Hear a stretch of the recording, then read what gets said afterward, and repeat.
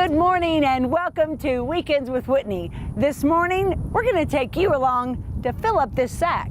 We're going crawfishing. It saved Joseph Kent's entire farming empire. We'll show you how. Then, Dr. Nick on the 4 horsemen of the apocalypse, how knowing them can save a relationship. Plus, Jumping the General. We'll show you the highlights of Bo's extravaganza. But first, Joseph Kent has some of the best crawfish around. They're bigger and cleaner than most. We're going to show you why.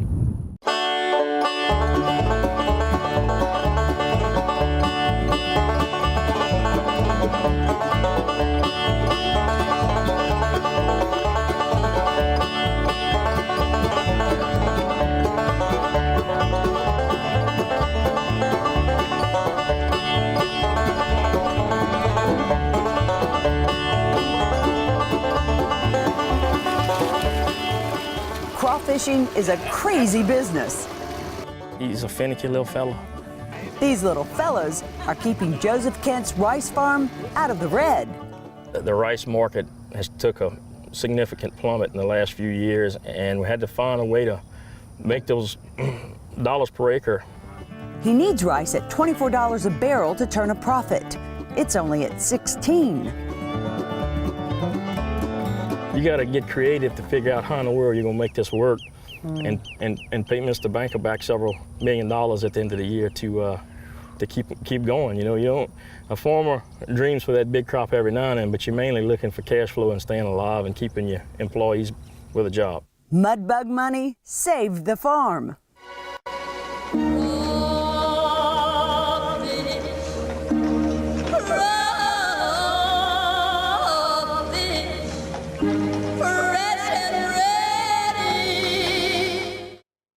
There's more profit in the crawfish now than in the rice. Together, though, rice makes mudbugs amazing.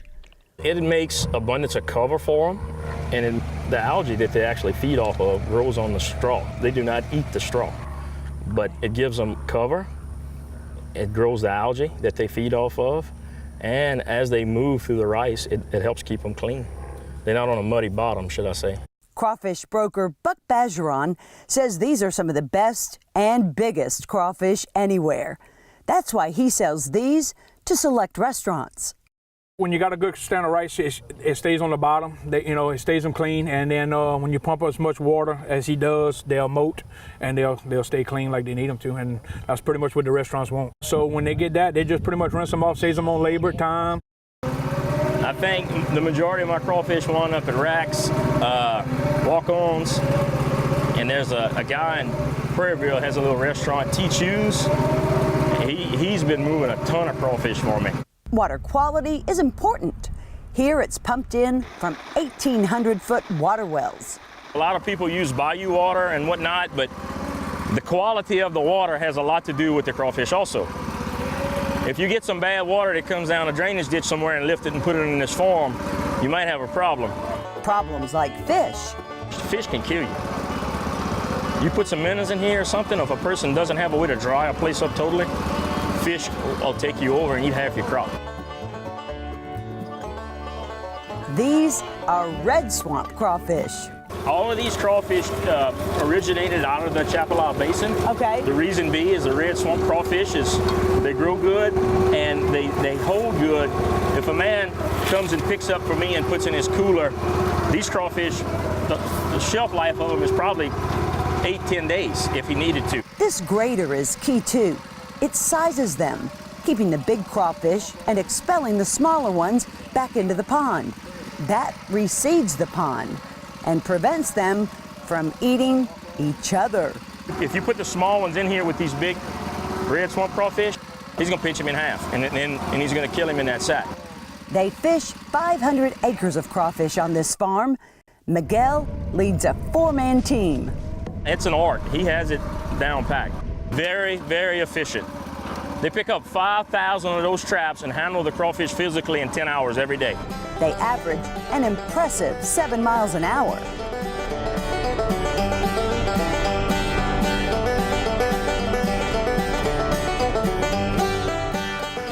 They know what work is. It takes a man That man in front of that boat is grabbing bait and putting back down, dumping it, and this man is picking the bait out. No good bait. They make it all happen. I just come up with the ideas, they do it.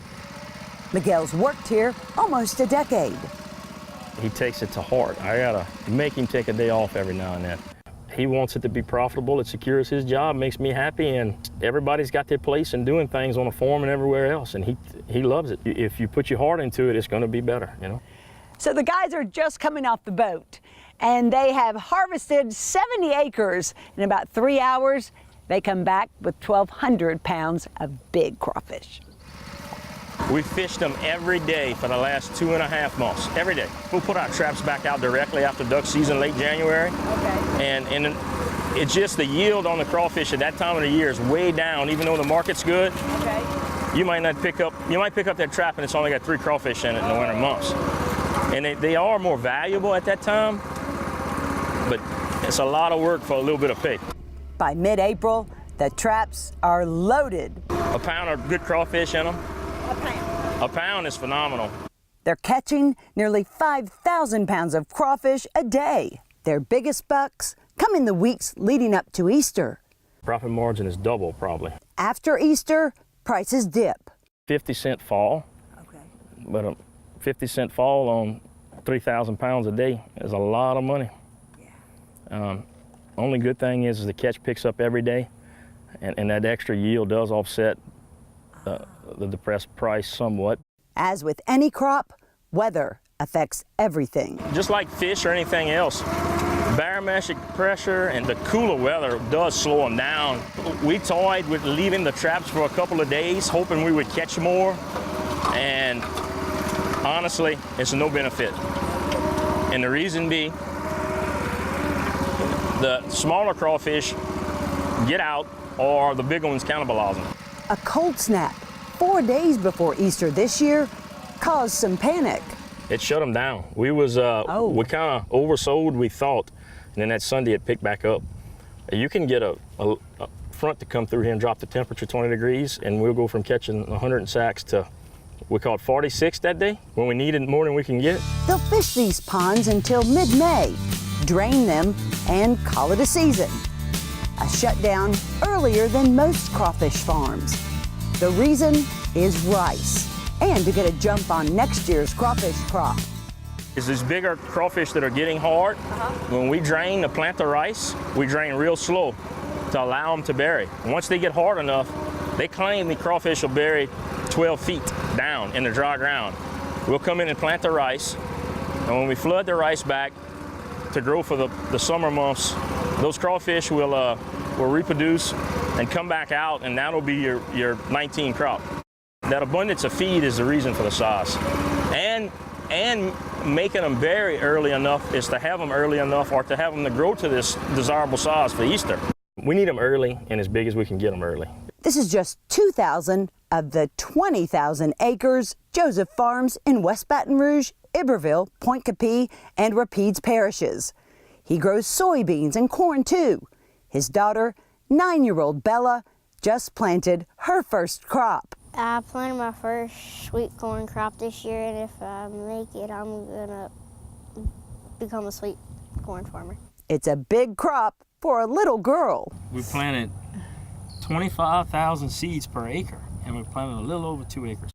We hoping to have around 50,000 ears available. And she's gonna pick it all herself, and it will be available to sell to the public. At 20 cents an ear, she could harvest $10,000 worth of corn, if everything goes perfectly. Do you think she'll go into it? Do you think this will be a survivable industry for the next generation?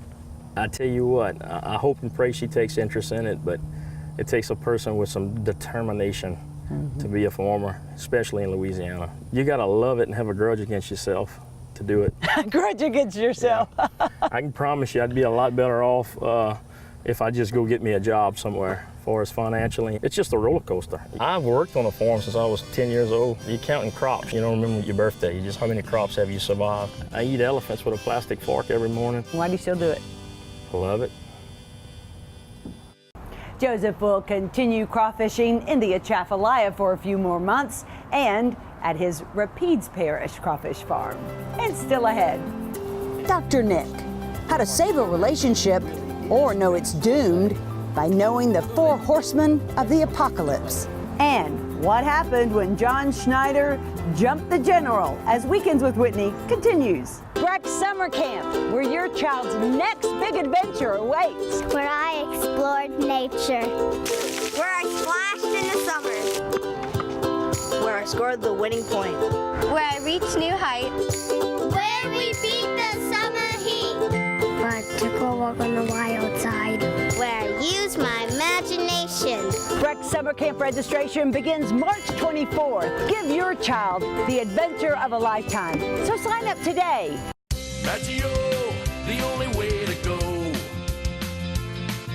Maggio Buick GMC. Your satisfaction's our specialty.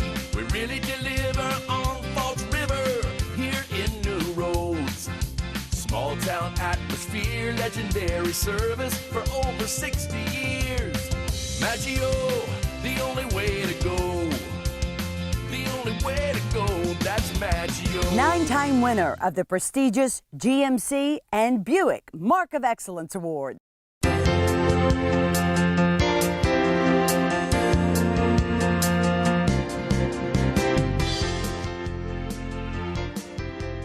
John Gottman, a psychologist with the University of Washington and founder of the Gottman Institute, has what he calls the 4 horsemen of the apocalypse. Warning for relationships. Dr. Nick joins us with more. And many therapists and perhaps many couples have heard of Gottman and the 4 horsemen because it will come out very often in couple therapy. Well, he says the 4 horsemen are so important because they predict divorce at a scary rate. Yeah, he's pretty research based that these 4 things you don't want to develop too strongly. Yes. You want to question them in a relationship. And I'm going to take it beyond just marriage. I think it falls into a job, a boss relationship, or a friend relationship. Friendship, siblings.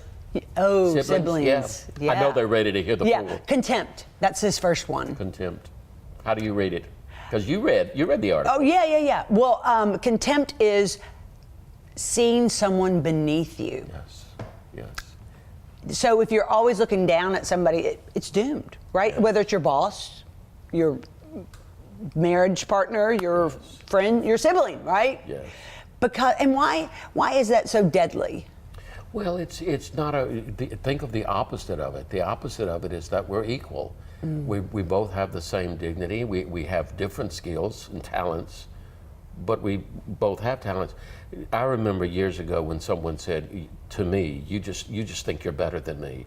And Whitney, I was just devastated because I don't think anybody wants to think that, which is why it needs to be called out when it looks like it's coming. I'm feeling like you're putting me down as if somehow you're better than. But I'm going to have to disagree with you because I've met a few people in life who want to be better than everybody else. Okay. But I didn't realize that's a fair statement. It's not the majority, and they're rare, and we kind of. That's a fair statement, and I would still say that those are the people that either you don't want to hang with, if possible, or you want to call it out and say, what makes you think that you're better, or what's the insecurity that would make you feel like you need to be better than. Yeah, but he calls it contempt, the kiss of death in a relationship. Well, so don't ever marry anybody who thinks of themselves as better than you. It is. Or that you think you're better than. Again, I just remember once on Facebook, I don't mind being vulnerable. Someone said, I want to converse with you on Facebook, but you use these big words and you think you're smarter than me. Oh. And I immediately wrote back and I said, thank you. I don't like big words. I don't think I'm that smart. That's why I say, while I agree with you that some people want to be, there are those of us that don't want to be. No, right. And we want to be called out, or anybody. Sure. Well, she thinks this, and it's like, no, it's not. Anyway, that's not accurate. You're right. That's one of them, and it is the kiss of death. Another of the horsemen is criticism. Criticism, and the way he understands criticism, which I think we all know. I know. I say it all the time. Make the distinction between the behavior and the character, the specific incident, and one's whole personhood. So that, for instance, if someone's room is messy, it doesn't mean that they're necessarily a slob. If someone tells a lie, it doesn't mean that they're pathological. Absolutely. And so when we call out something, it's the behavior. Okay. You cannot continue to come in after curfew. Right. I'm not saying that you're irresponsible. I'm just saying, Yes, that's a great example. That's a great example. be in by curfew. Yes. That's all I'm talking about. And in any relationship, if all that other person does to you is criticize you, run for the hills. Or undependable, irresponsible. You can hear all of the generalizations. It's like, wait, that's the way you see me? Right. You know, and again, it goes both ways, because we may see each other with that kind of criticism. Criticism can beget criticism, Whitney. Oh, that's so true. As we know of anything can be influential. And the third one was defensiveness. Explain it in this context. I call you, and you don't answer, and you text back and you say, "Why are you bothering me? You know it's Friday."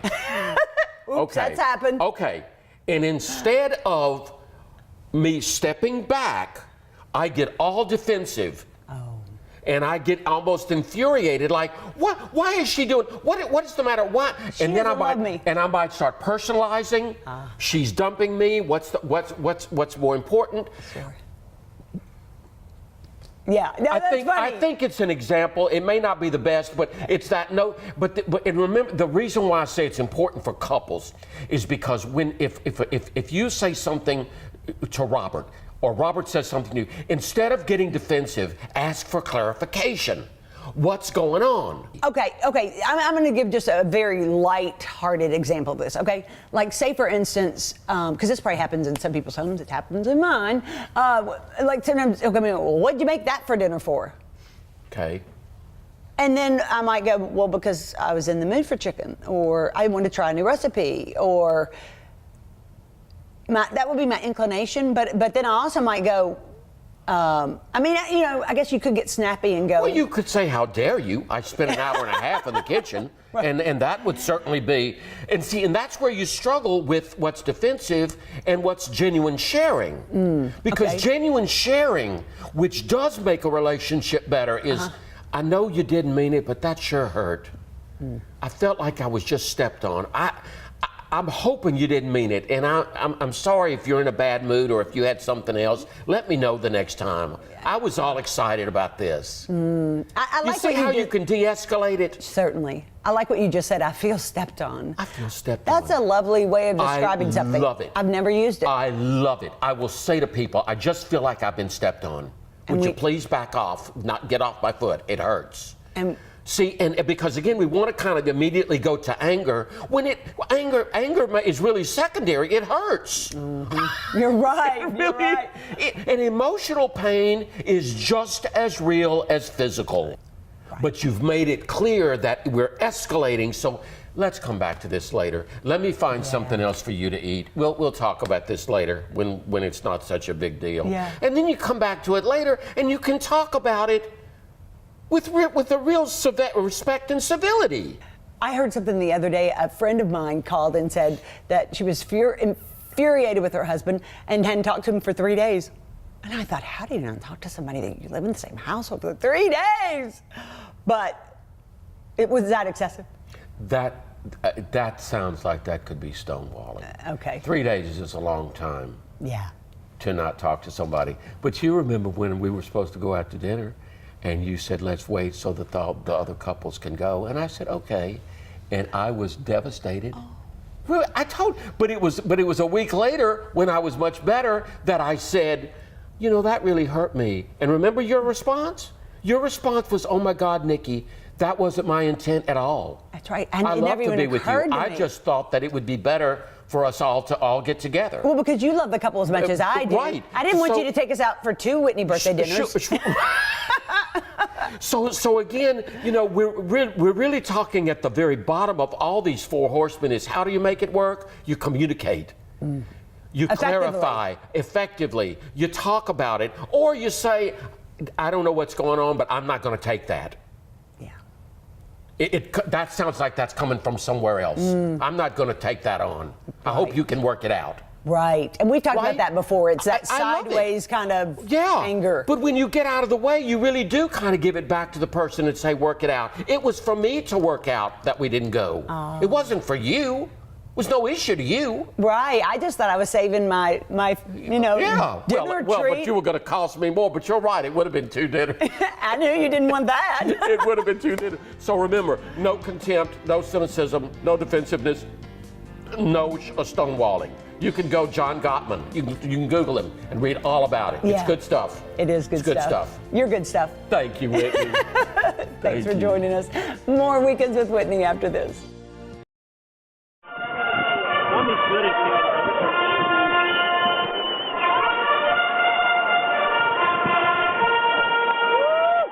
We won't be racing in the Kentucky Derby, but we will be watching the Derby here at Farr Park. We will have a crawfish boil, food, music, games, everything for the entire family. So come, join us for Derby Day at Farr Park. Atlas Foundation Repair, fixing your foundation problems for more than 30 years while preserving and protecting your trees.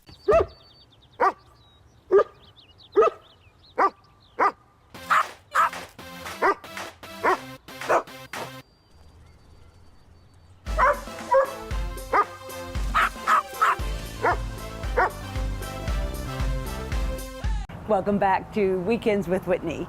An update now on a story we brought you a couple of weeks ago. He did it.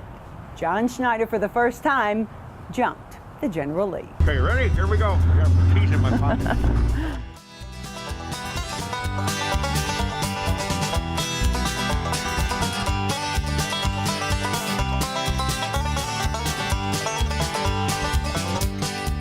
For his 58th birthday, John Schneider bought a General Lee. Yeah, he's going for it. Took it out for a few spins and vowed to jump the General, his first ever, over a swamp at his movie studio for Bo's Extravaganza. People have been asking me for decades whether I jumped the General Lee or not, and my answer has always had to be no. And I thought, I'm not getting any younger, so and we're doing this big event here. We're going to have thousands of people, so why not do it for my birthday? When his big day arrived, so did the rain. It was a muddy mess. It was so wet. Yeah. Couldn't get up any speed, so the stunt coordinator wouldn't let me try to go over. I never would have made it over the river because I would have, or the swamp, because I would have been going 15 miles an hour and I needed like 50. Hey. So that wasn't going to happen. So instead, I jumped over 6 kegs of gnarly barley beer.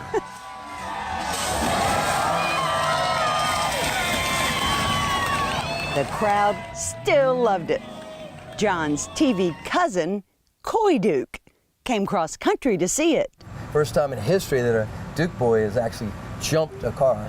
Really, seriously. It wasn't a huge jump, but it's pretty impressive. And considering the elements, that's the most you could do, and he did it. It surprised you all these years later that the Dukes still have this fan base. Like, people came from different countries to be here. Australia, yesterday, a guy comes up and goes with that wonderful accent. Oh. And I'm like, where are you from? He goes, where do you think? I'm like, Australia, whatever you said. But no, fun guy. I said, you really? He said, yeah, me and my family and I flew from Australia, to get you guys autographs and see the jump. And it's just amazing. It's amazing. And there's several thousand people here, and in the mud, rain and shine, they're in the mud. I mean, there's a foot of mud in some places. People are just standing in it like it's not there. Mud-stuntman James Smith shot it, breaking the world record for longest jump in a General. But he gave it a good shot.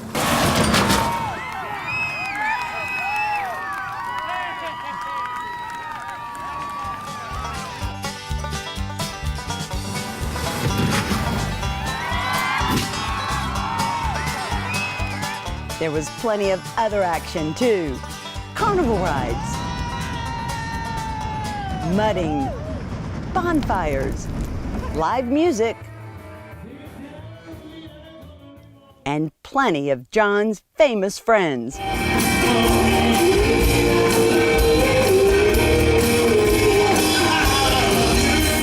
including his best friend on the haves and the have-nots, Peter Peros, who you may remember from Knight Rider 2.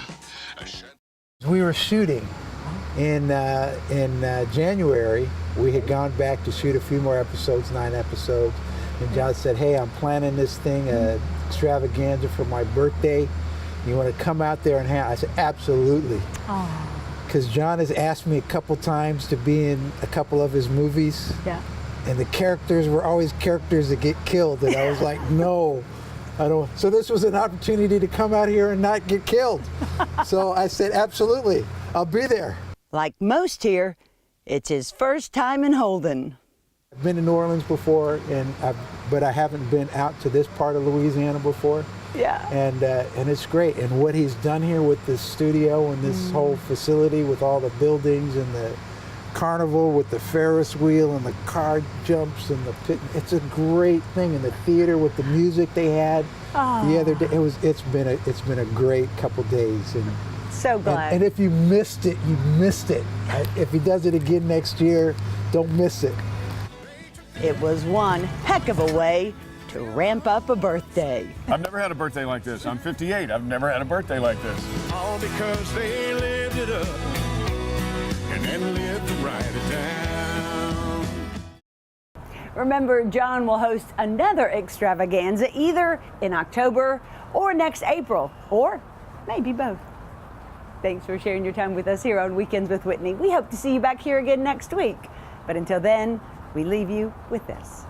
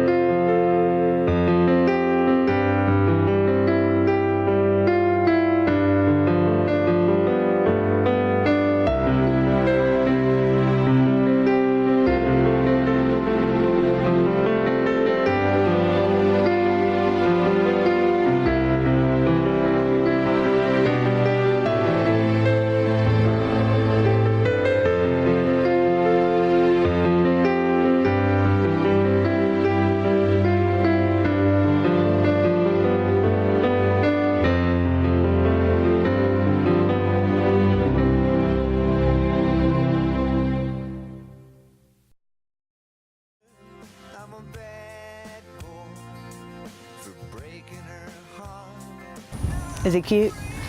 Can I get out to sea now? Yes, ma'am.